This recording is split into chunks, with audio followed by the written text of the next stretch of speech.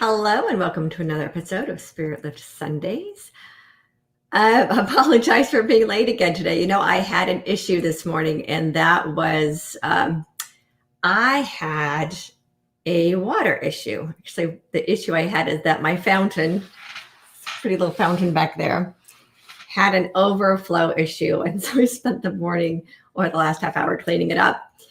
And so it's funny because normally, an overflowing cup is a good thing because we give from the overflow, and overflowing in currency is a good thing, but overflowing a fountain on furniture, not such a good thing. So I was taking care of that this morning and making sure that I could be here with you on time.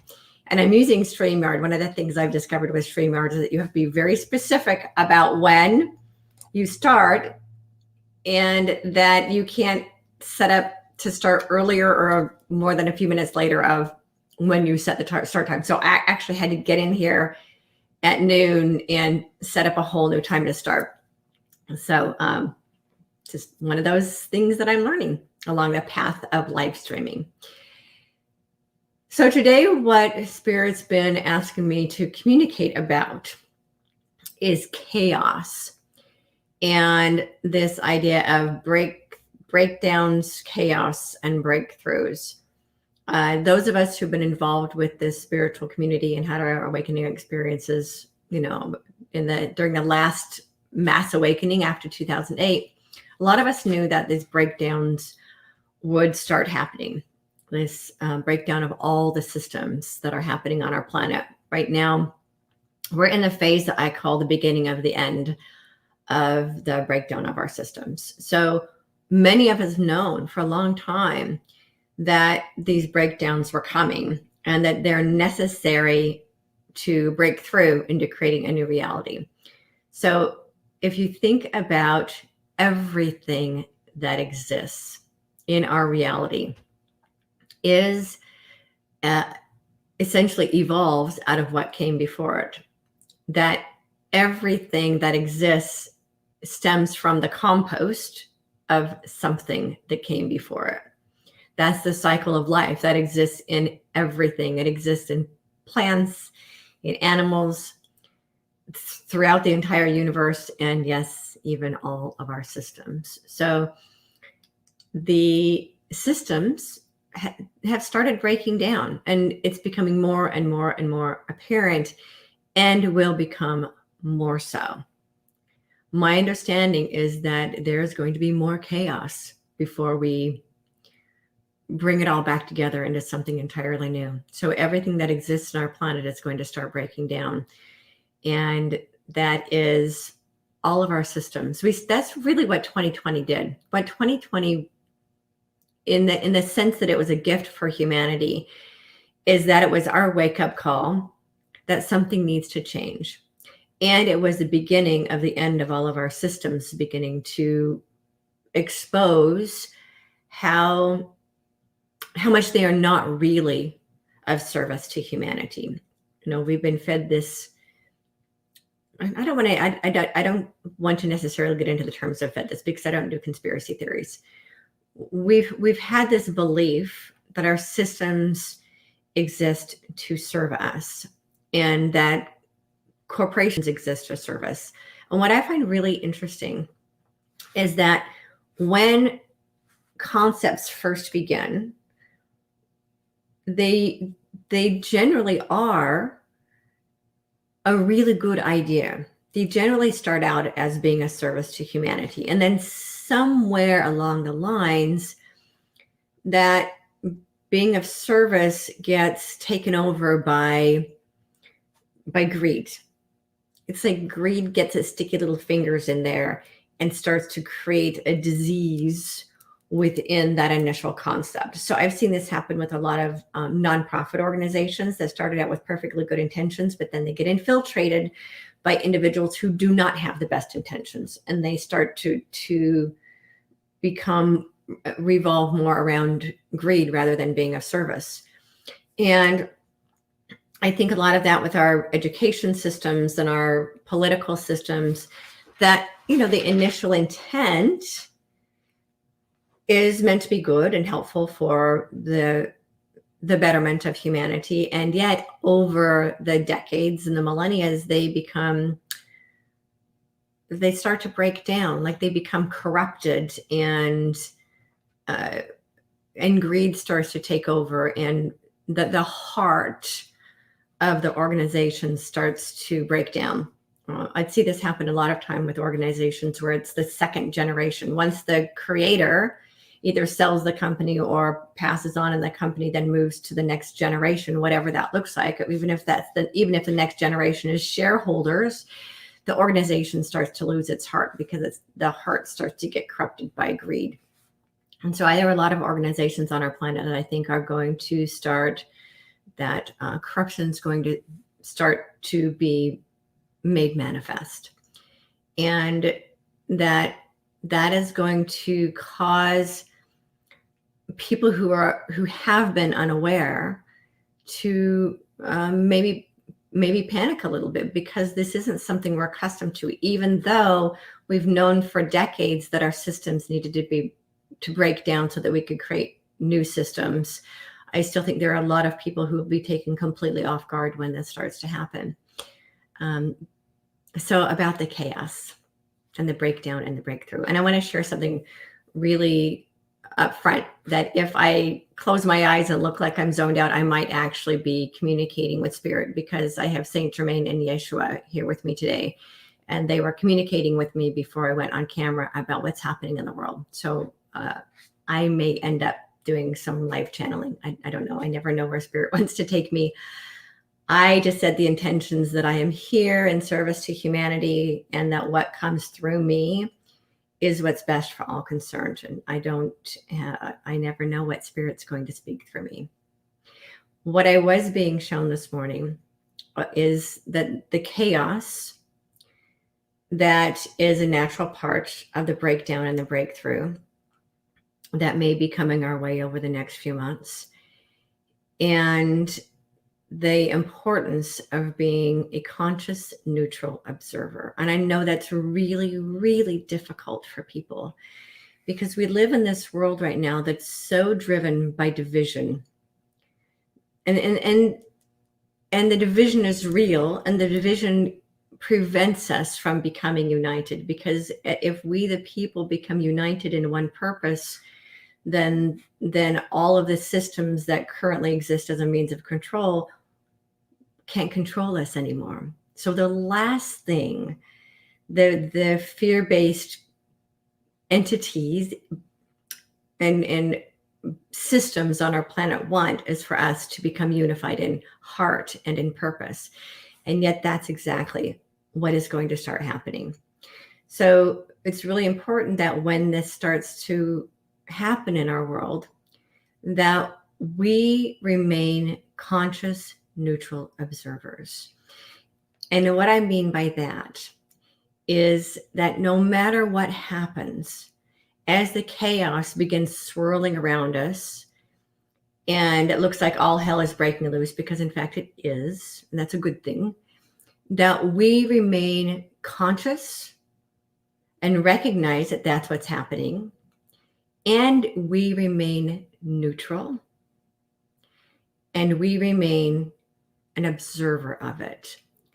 So what happens when people tend to be too focused on one side or the other is they're no longer able to hold themselves in neutrality, and become so wrapped up emotionally in what their side of the story is that they can't see what's happening on the other side, and how vital it is for us to be able to see the full spectrum of the story. Because as long as we're divided and we're not able and we're unwilling to see the full spectrum of the story, we cannot finish moving through it.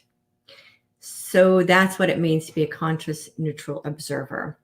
And as an observer, we hold ourselves in observation of it without getting consumed by it. It's really, really important that as the storm starts swirling around us, that we hold in that strength and that knowing and that position of conscious, neutral observer, so that we can hold the space for all of the chaos and hold the space for both sides who are literally being driven into combativeness against each other, not remembering that we're all really all here to be in unity. And the people who know that are going to start coming together and becoming unified and start having conversations about how can we then move forward. Let's sit down and have real conversations like we used to have of, I want to hear your perspective and your perspective and your perspective, and how can we come together in harmony and unity to create something that works for the whole. We really, really need to start having those kinds of conversations rather than just, canceling people who have a different opinion. Because all opinions are valid. No two people on the entire planet have the same perspectives and the same opinions. So it's really important that we are open-minded enough and open-hearted enough to be able to have conversations that serve the whole of humanity rather than just well, right now it's the people at the top, because our systems have become so corrupted and so greedy that even organizations that started with perfectly good intentions are like sharks buying up all the other little companies until they control an entire arena on the planet. And that game of monopoly needs to come to an end. Those organizations, those corporations have become so big that they are actually global empires. And those empires are going to start collapsing and coming to an end. And so that's the chaos that I see coming. It's a little bit different than last summer when we had the human rights movements in all of the cities and the Black Lives Matter movements. And it's a little bit different than that. I don't think we're going to have it taking to the streets like that. It feels different. It feels like the collapse of old systems and old ways of being.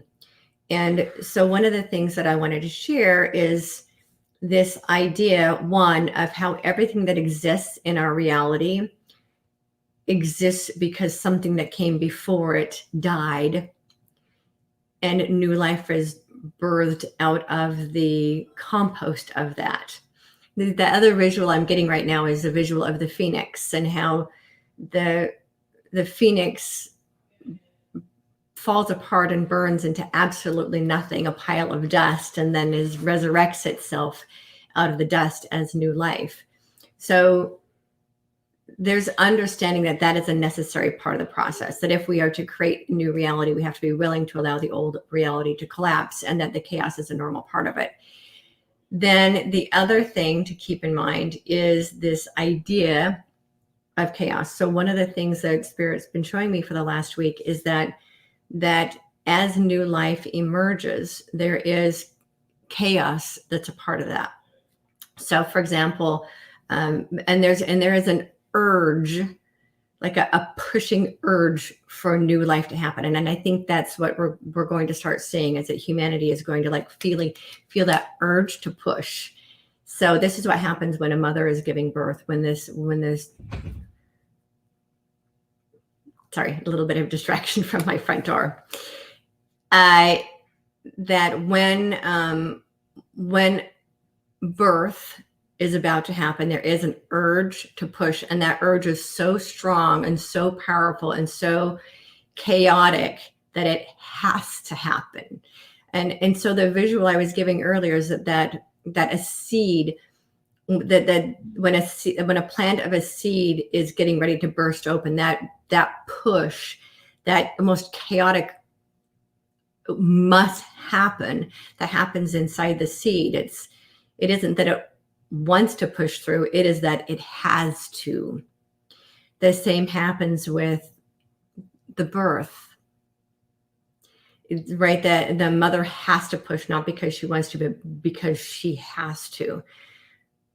And I got the same visual with like a bird, for example. When it's time for a bird to emerge from the egg, that there's so much chaos that happens within that, that it has to push, it has to peck until it sets itself free from the egg. And the butterfly is another perfect example.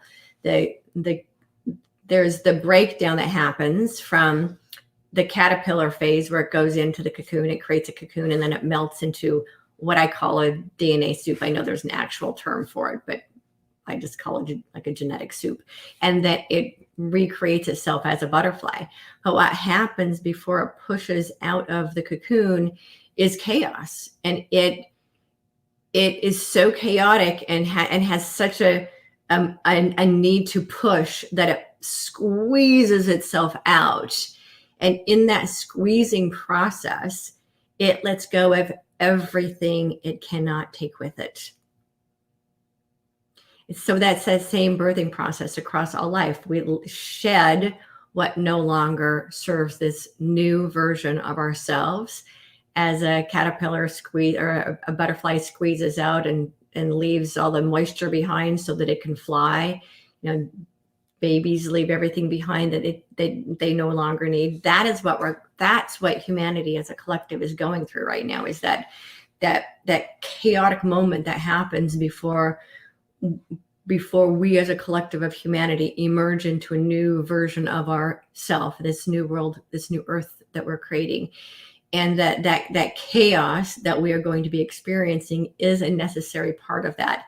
And that there will be a collective push, an emergence push to create, to be rebirthed as this new reality we're creating. And that process has only just begun. We really just started to experience that on a collective level in 2020. And that's why I call it the beginning of the end. It's the beginning of the end of the old world and the beginning of the new one. So the chaos is going to be necessary. And so I wanted to share that with you, to remind you that we are being squeezed. We're going through that squeezing process that all life has to go through before it pops through into its next beingness. And to stay calm, and to stay neutral, and to stay loving, and to hold your light, and to not allow yourself to go into the fear and the stress of the chaos that's going to be happening. So the visual I'm getting right now is the difference between a mother giving birth in a hospital situation where she's flat on her back and legs spread, and the doctor's trying to control the situation and stay calm, and how chaotic that is, as opposed to a woman who chooses to have a water hypnobirth, where the entire process is calm. And yes, the chaos is still there, and yes, the baby is still going through its panic of moving out, but it's not nearly as stressful as it would be if it were in a more clinical, controlled environment. It's funny, I'm getting that how many of us, when we had babies, like the baby's ready to come in, where the heck is the doctor? And mom's told, don't push, because the doctor's not here yet. And that's not really the way nature intended birth to be, because a woman's body knows when it's time to push. And so that's what we're in. We're in the collective birthing process, and the breaking down and the chaos that's necessary for us as a collective of humanity to push through into this new world we're creating. Now, what's really interesting, as part of what I was being shown yesterday and this morning, is that a lot of this chaos is actually going to be financial related, which I find really interesting. Because all of our systems and all of our corporations and all of our monopolies and all of our mega empires, the corporate empires are now the most powerful empires in the world above national empires the way that they used to be. So what I see happening is that there are going to be a lot of lawsuits. I was being shown this a couple of months ago, that this is the only language they understand. And so with smaller lawsuits, they'll just, go through litigation and they write a check and they're done. But what I'm seeing is that I think we may see a lot of class action lawsuits. I think on what I was being shown this morning, just before I went on camera, is that we will start seeing lawsuits between corporations, and that also what we might start to see is that it's a completely different kind of revolution. I was starting to see a corporate revolution where all these small companies that have been absorbed and bought out by these big parent companies are going to start demanding their freedom. Completely different kind of revolution that I ever imagined happening. But what I'm starting to sense is that a lot of these smaller companies that have been bought up and absorbed by these megaliths, these corporate empires, are going to start wanting to be set free because they no longer want to be controlled by these giant corporations that they're a part of. It sounded good in the beginning because they got all bought out by, lots of money but I'm starting to sense that a lot of these smaller companies are going to want to divest themselves and remove themselves from the empires. And that this may involve lawsuits because it's the only language these systems now presently understand. So it may very well be that the chaos that's coming to our planet isn't like anything we've ever seen before. Completely different kind of weapons. And I think I mentioned this last time. It isn't about swords and guns. It's about the pen is mightier than the sword, and that the truth shall set us free, and that truth is what will cause the collapse of all of these systems that aren't presently representing the best for humanity. And that it's interesting what I was seeing before with the pen being mightier than the sword. I was seeing, people writing books and blog posts and articles, and that was the case. My understanding is that moving forward in this final phase of the chaos and the breakdown is that it's going to be about lawsuits, class action lawsuits from the people against those who they feel have damaged the collective of humanity, corporations against each other, and businesses that have been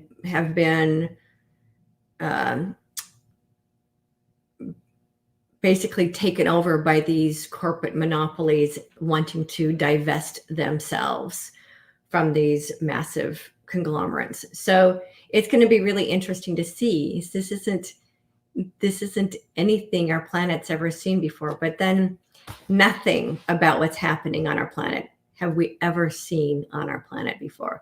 This is the first time that we have ever faced anything collectively as one humanity. And that all previous revolutions were so the word revolution means to turn again. So it isn't about revolt. That is one of the, cousin words, I guess. But it doesn't have to be revolting. It can simply be a revolving. And that's where we are right now. Humanity is going through another revolution. And that this is the first time that this revolution involves organizations just as much as people. And that I do see that a lot of these massive empires across the planet are going to start crumbling, because there's a point where they're no longer sustainable. We've seen that with every empire that's ever existed on our planet. They get to a point where they get too big and they're not sustainable. And that's what I see happening for humanity moving forward. Really within the next couple of years is this completely different kind of revolution that will be occurring globally as we revolve into a new version of ourselves for all life on Earth. And that these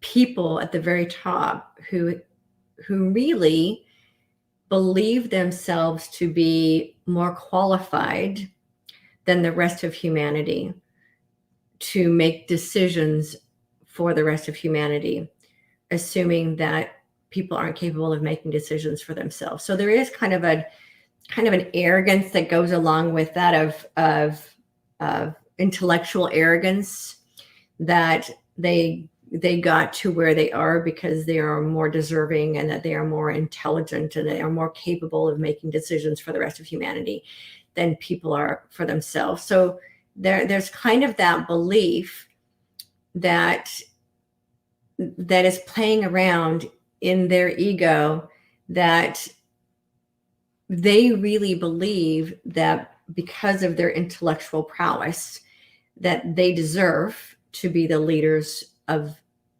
the world, in a sense, whether that's corporate or political, that because they are so much more intelligent and had the right connections, that therefore they are more qualified to lead humanity. And it's kind of an egoic justification for that role. And what's really interesting is what I was being shown this morning is that has always been the case. There have always been, since our known history, there have always been individuals who set themselves up to be more qualified than anyone else to lead everyone else, in the assumption that the little people don't have the capacity to make decisions for themselves. So they have to be led by a supreme leader. And so what I was being shown this morning is that up until fairly recently, the supreme leader now is an intellectual, seeing themselves as intellectually more qualified than anyone else. That it used to be people who saw themselves as being divinely appointed to lead. So that divinely appointed stems all the way back through the Old Testament, through the Bible, and also in all the way up to our present monarchies, because the monarchies of our world really believe that they were divinely appointed. Not currently now, where that's kind of fallen apart, but up until a few hundred years ago, that they were divinely appointed as the leaders, that God made them the leaders of their realms. And that belief stems back thousands and thousands and thousands and thousands of years, although, the ancient history that I'm aware of, back to the Egyptians, where they actually believed they were God incarnate and they had to keep their bloodlines pure. That still exists all the way up to our present monarchies, where the bloodline has to be pure because it's a divinely appointed bloodline.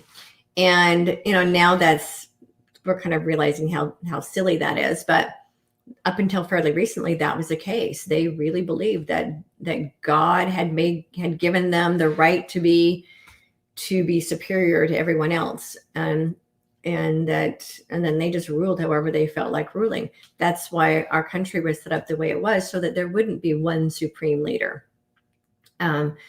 that would make all the decisions for our country. And that's,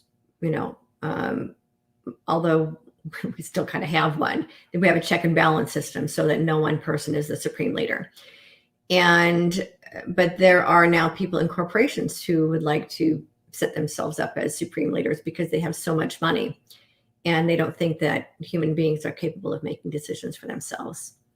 So that was kind of a message that was coming in this morning, is that that's part of the old system that's going to collapse, because the entire every system on our planet right now is based in greed and control. And they are not sustainable in this world we're creating, where we are all going to be given conscious choice, and we all get to become sovereign, self-governing individuals. So the entire concept of governance is going to be changing from government, which means to govern the mind, to governance, which is about governing self-governance. And all of our systems are going to be recreated from this concept of self-governance and neutrality, and really what is best for all concerned, because it's all coming from the heart rather than from the mind of greed. So I think I'm seeing if there's anything else that needs to come through on behalf of humanity today. And what I'm hearing is, no, I've gotten the point across. So I think that's my message for today. Thank you to those of you who are here on this room with me for sharing your presence with me. For those of you who are watching this in the future, thank you for the role that you are playing as we move forward in this chaotic time for humanity, to just remember to hold steadfast in the storm, because that's how we all get through it. It isn't about going to battle. It's about holding steadfast and being willing to be a conscious, neutral observer, and being willing to turn the other cheek and look from the other perspective. I think I talked about that last week, that turning the other cheek isn't about turning the cheek so you get slapped up by the other side. It's about looking from the other person's perspective, and our willingness to look at everything from other people's perspectives and come to a mutual solution that serves everyone. So rather than focusing on the problems that have been in the past, and thousands and thousands of years of problems, and the problems of the chaos that are going to start swirling around us, instead of focusing on the problems, to really get busy focusing on the solutions. And that means being willing to sit down with people who don't agree with us, and really hearing each other out and coming to solutions that serve all of us, instead of allowing ourselves to be pulled in division, because the division isn't ending yet until enough of us consciously choose for the division to come to an end. And we choose to no longer be pulled apart and no longer be divided and conquered. And that we as individuals, starting first within our small communities, coming together and making conscious choices, and then expanding those conscious choices outward. That's how we change the world. We don't change the world by getting caught up in the chaos. We change the world by getting together and having these communications and coming to solutions, real solutions, not solutions that somebody else is feeding us through the airwaves, but solutions that we know from our heart are going to be what's best for humanity. And got to keep politics out of it. We got to keep supreme leaders out of it. This is about us becoming the leaders in our own lives and nurturing the leadership in others, and creating entirely new systems from the ground up, and removing ourselves from, as much as possible, from these corporate empires, because they need to fall. All of the empires on earth need to fall so that new life can emerge from their compost. And so that's what I've been sensing the last couple of days. I wanted to share that with all of you. I wish you all well. I wish you all love, and hold the line. Hold the line for this new earth that we're creating, even if the storm starts swirling around us. And the more of us who focus on the solutions rather than the problems, the easier the birth canal will be. So I'd much rather have a hypnobirth than an emergency situation. So let's focus on that. Focus on holding the love and holding the neutrality, and holding the vision of what's possible rather than focusing on the chaos that's swirling around us.